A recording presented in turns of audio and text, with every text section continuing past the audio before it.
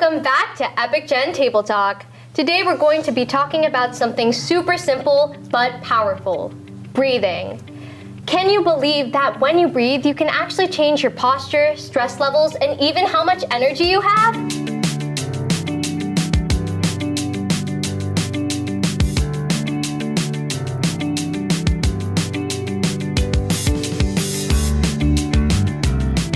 Okay guys, random question. Have you ever noticed yourselves holding your breath when you're nervous, stressed, or even when texting someone really important? Yes, like for example, I can totally relate to that. Like for me, in school, whenever I get called on by my teacher or before a test or a presentation, I always catch myself barely breathing. Girl, I feel the same way too. I'm like shaking in my boots. Because I'd say rarely ever do I feel like that, but I do sometimes hold my breath when people around me are talking, especially when they're crowding me with way too much information. I cannot handle that. Yeah. Well, I don't talk to people enough, so I don't really like hold my breath around people because I'm not around them. But instead, I like to read suspenseful books, and every time there's like a suspenseful scene, I like hold my breath, I clutch my pearls, and then I'm like, oh my god.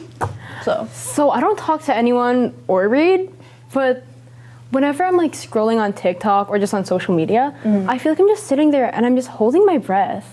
Okay guys, so you might not believe me, but there's actually a term for that. And it's called screen breath holding. What an innovative name. What an innovative name. Kind of. Exactly. So when you're so focused on your device, whether you're scrolling, you're calling, you're gaming, you actually get like so locked in that you forget to breathe properly without even noticing it. My gosh, I feel like I realize that, guys, when I'm on my phone, I mean, you don't need that much energy or oxygen to like scroll, so I think it just like makes your breathing irregular. Yeah, doom scrolling. Oh yeah. I know too many people who just like they don't breathe, like I swear they don't breathe for hours, and they're just like so locked into their games. Yeah. Oh my god, yeah. Or like people who just when you look at them, they're just like so like. That's me in science class. Oh, I can totally relate to that. Here's something wild, guys. So have you ever heard of breathing through your diaphragm? yes, all the time. Yes. So there's actually a difference between breathing through your chest and breathing through your belly. When you breathe through your chest, it can actually make you even more anxious and tired. Really? Yeah. Well, my vocal coach told me about that. She said to never breathe from your chest and only from your stomach. Of course. But I actually have another question for you guys. Yes. What do you do when you feel low energy? Oh, maybe Sleep. like grab a coffee? I embrace it. I don't really, if I'm tired, then I'm not really gonna do anything to change that. I'm gonna be like, oh, I'm tired, so I'm gonna sleep and lay down. Okay. I usually go and grab a banana, but apparently just deeply breathing can wake you up much faster than things like caffeine. That's so cool. Actually, I have something to tell you about your sleep patterns. So, who here's a mouth breather? Oh. Okay, so if you breathe through your mouth instead of your nose while sleeping, research shows that you can actually wake up even more tired. That makes sense. I feel like I wake up tired all the time. Maybe it's because I mouth breathe when I You gotta sleep. stop mouth breathing. You can tell if you're a mouth breather. You just like, because I think you have a different side profile, right? See, I for heard me, about that. I can tell because my brother took a photo of me sleeping once, and in the photo I was like, Oh, getting clipped by your own Well, family. did you guys know that mouth breathing gives you less oxygen? So Really? you don't really get the full benefit of sleep. So that's why you wake up more tired. yeah, that makes a lot of sense.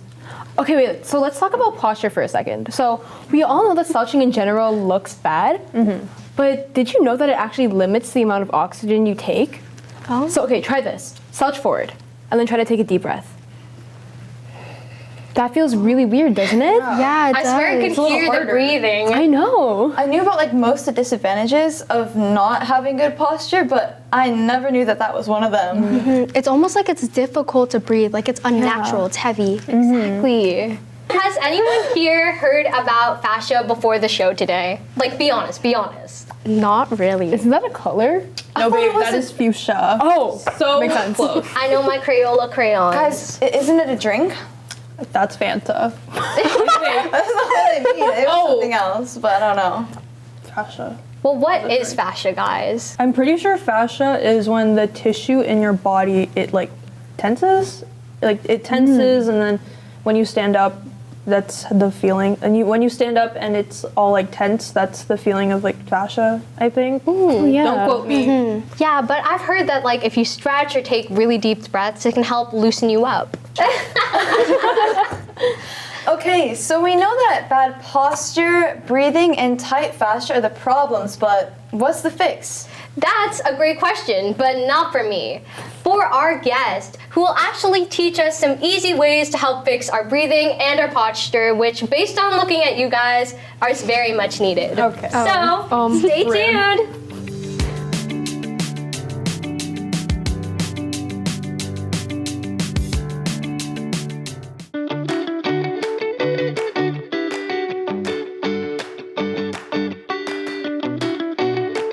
Welcome back to Epic Gen Table Talk.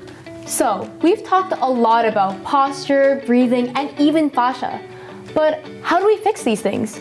Well, we have Vipula Sharma and Dean Singh with us to teach us about how little things can make big differences. Thank you for having us. I'm so excited to be a part of this. Of course. Thank you so much for having us. I'm excited to speak about posture and fascia. Yeah, we are so excited to have you guys here with us. So, can we start with breathing? I know we all do it, but how is it important to our posture and our overall well-being? That's a really good question because, as you said, we all are breathing. So when it comes down to an activity that we do so many times a day, well, to be honest, it's about 20,000, 30,000 times a day that you're breathing. So if there's something compromised in the mechanics of it, it's going to have a toll on your body over the long period of time. So now we can go into the mechanics of breathing and how diaphragm plays an important role. You guys were discussing that earlier. Now that sits in the center. So if you're not using it, it's not creating enough movement or tension in the body just to even help you sustain posture. So no wonder that you find yourself hard to sort of attain posture, and when you don't, you find hard to breathe into your diaphragm. So, does slouching affect that? Because I know when you're slouching, you're not actually like making the best use of your ribcage. Slouching is a very common issue when we look at kids at school these days, and as we can see that a lot of desk workers have the same problem. Slouching can actually create a lot of tension on our spine, further leading to lower back and even thoracic spine problems. We can even observe that a lot of people also have stress on their necks. That is why a lot of people often feel that they have headaches as they're looking a lot at their screens or even working on their computers. And as we talk about spinal issues, we can also think that how this overstretches our spinal ligaments and create a lot of strain on our spinal discs. That is why a lot of people today have joint degeneration problems. So slouching can affect us negatively in so many ways. Most of us spend hours at school sitting or looking at our phones. What are some easy ways that we can fix our posture throughout the days? So first and foremost thing, as per me, is I would like to suggest to have short stretch breaks as you are studying or using your phones and computers in school. And the second most important thing is to be more mindful as to how you sit. Because I know it can be a little overwhelming initially to, always be thinking about, oh, I have to sit straight, I have to engage my core. But over time, your body can adapt to anything you want it to adapt. So as you brace your core, you sit upright, placing your feet on the floor, you will realize that your body will adapt over time and your posture will improve a lot. That was very interesting. So we actually talked a little bit about fascia earlier. So could you explain about how it affects posture, movement, and what we could do to prevent tightness? That's a really good question. Fascia is a connective tissue that literally wraps around everything within your body. It starts from the top, finishes on the feet, and it's going around your bones, around your muscles, around your organs. So when we are not moving enough or we are sitting in a compromised positioning all day long, now you're impacting the circulation of fluids in the body. And this fascia is going to adapt and mold you in that position. Now that will counter your mechanics in anything that you do. If you're a singer, you're going to find hard to sing just because you don't have access to your diaphragm. If you're an athlete, you're going to struggle in movement patterns, and if you're average day-to-day individual who just wants to get their life done, you will find yourself zapped out of energy because your body is consistently fighting with itself in order to move. So once we understand the connecting properties of this tissue and how it adapts, I think it's a smart thing to learn how to improve its quality, and adding regular movement, proper breathing, hydration, low stress levels, all these things, they go really hand in hand in improving its quality. So I know some people do yoga or stretching, but we're hearing a lot about stretch therapy and fascia therapy recently. What are they and how can they help? Okay, so yoga is a fantastic activity that can help you connect with your body. It gives you exposure to different positioning. Now, fascial stress therapy is sort of yoga being done to your body by a therapist. So now the intention behind that is to sort of feed your joints the movement. They're not getting it at the moment. Your body is stiff not because you're not moving as much or you're sitting all the time. It's also the lack of variability of movement within your joints. Your joints are supposed to move all the way around in rotation, but they stay here all day, and at worst, they stay here all day, right? So there's not enough movement within the joint individually and within the body overall. So fascia stress therapy really helps us create that change within the joint, so you actually have the capacity to hold a posture. If your body struggles holding a posture, it's not going to hold it. You need to have a really strong diaphragm to be able to sustain good alignment and integrity throughout the day. That was a lot of very interesting information. Thank you so much, V and Dean. Up next, we're actually going to be trying some of these techniques. So stay with us.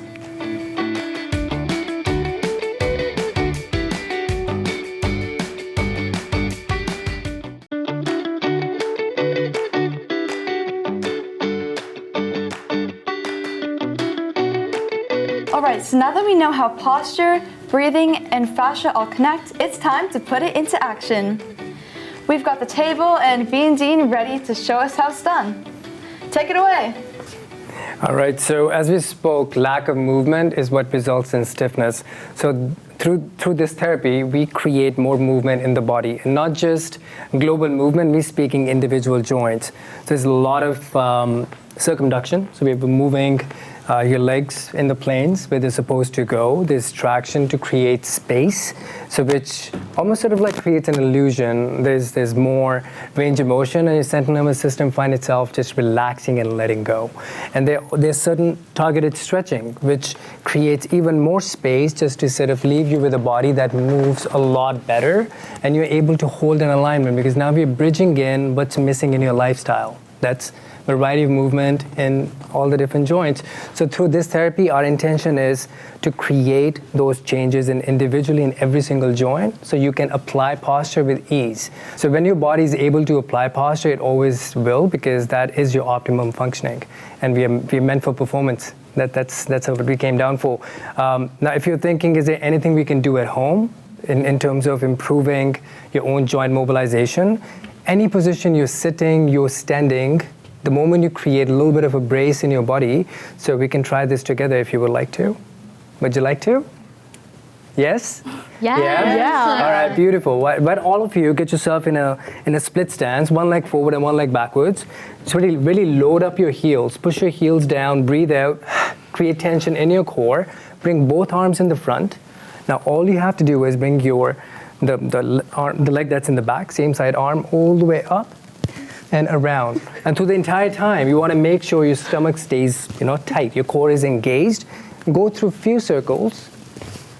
And before you do the other side, I want you to do a little walk around. Do a little walk around forward and backwards. You will probably notice your body's going to feel a little bit of a difference. One side is going to feel a bit more open than the other.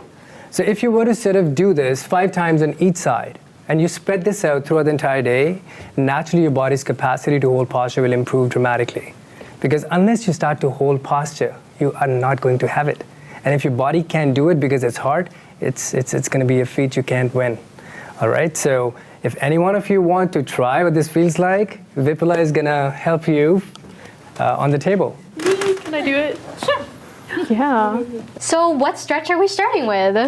So as you know, we talked about how we sit a lot in school and in our desk jobs. So oftentimes our lower back gets stiff.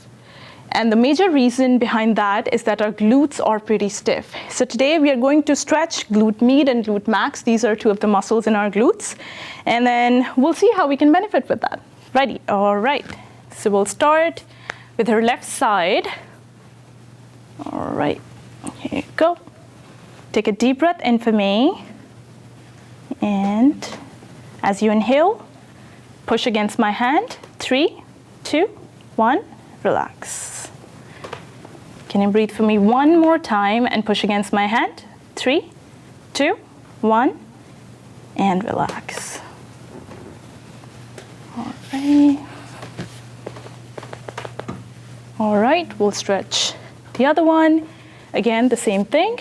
Take a deep breath in as you inhale and then push against my hand. 3, 2, 1, and relax. Again, take a deep breath in, push against my hand. 3, 2, 1, and relax. Alrighty. Are you feeling better? What interests you about this field? Like, I haven't met anyone who does this before, but...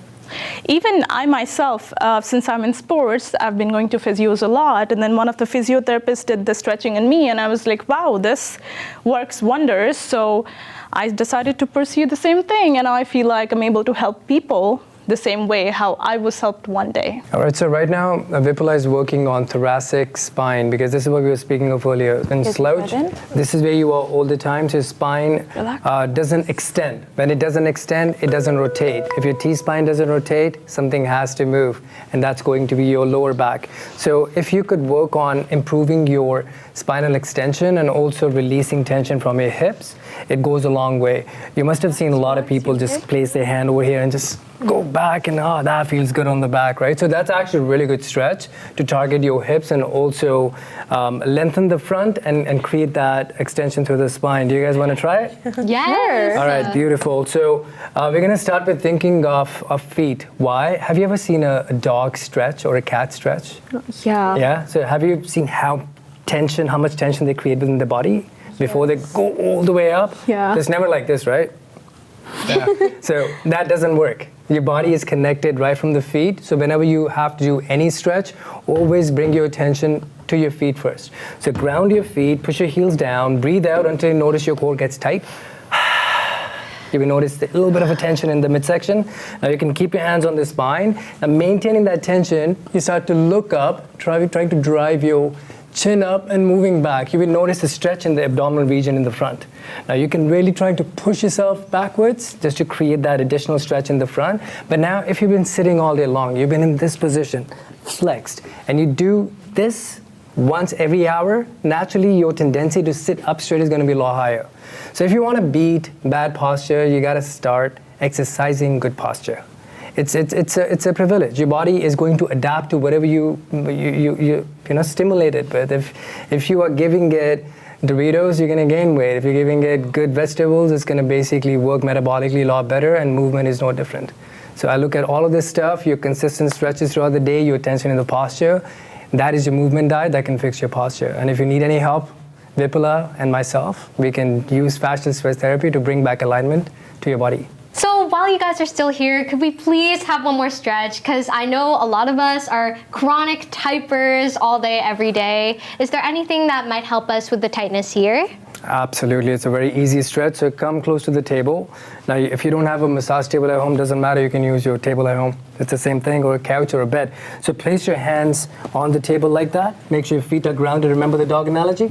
Our pets are stretching throughout the entire body. That's what we're going to do. So the moment your hands are being pushed down, the heel of the hand is being pushed down, start to push your hips back, and you will notice stretch in the arm. Do you feel that? Oh, yeah. Yeah, that's a great stretch. Now you're getting the stretch in your hand, also in the forearm. Now let's say if you want to make this stretch even more tasty, you can bring your one hand up and place it on this arm and start to move the fascia around a little bit. Whoa. So now you're getting into the fascia that wraps around the muscle. This is sort of stuff we do on the table, but there's so many things that you can do to your own body too, and that's one hidden advantage of our therapy as well, because when I or she or anyone else who practices this works on you, your body's gonna pick up on a lot of things, how to work on itself. And whenever you add any kind of motion in any stretch, now you're working with fascia. You're not just stretching the muscle linearly in a linear fashion.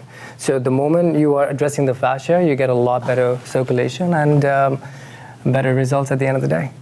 Wow, that was incredible. A quick round of applause for V and Dean for all the cool techniques they taught us today.